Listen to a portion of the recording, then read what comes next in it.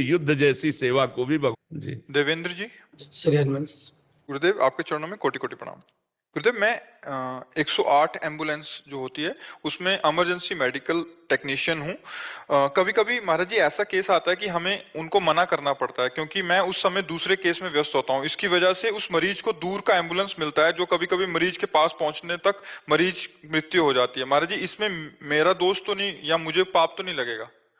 वैसे जब आप मान लो कहीं जा रहे हैं किसी मरीज के लिए और फिर दूसरा कॉल आ जाता है, वहां आप नहीं जा सकते हैं, तो आपकी विवशता है, उसमें पाप लगने का तो कोई बात ही नहीं है।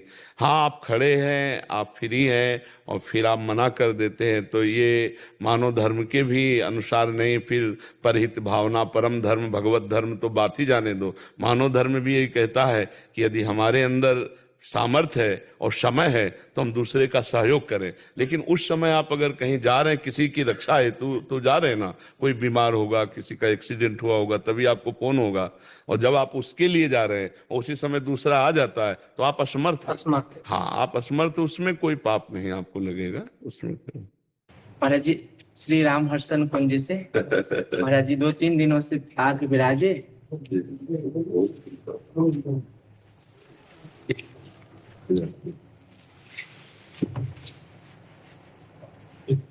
कह तो रहे थे 2-3 दिनों से, लेकिन रात्रि में महाराज जी घूस में रबड़ी खिलाए। हाथ तो ले जाने पड़ेंगे।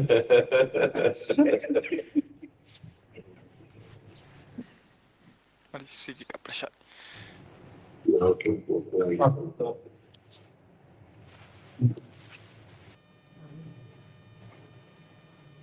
क्या योग नहीं है, लेकिन क्या है, सामने थाली आती है तो क्या थाली को स्पर्श कर मिलेगा? कभी सामने थाली आती है, क्या कभी थाली को स्पर्श करने?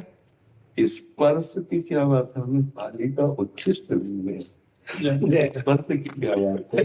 क्योंकि हम किसी अधिकार से, किसी योग्यता से नहीं कह रहे, हम उनके हैं इस भाव से कह रहे हैं।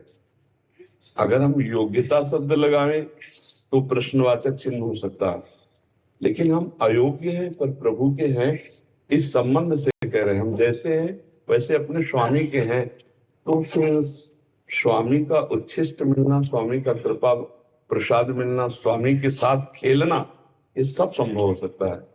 ये सबे अंग गुणहीन हो ताको यतन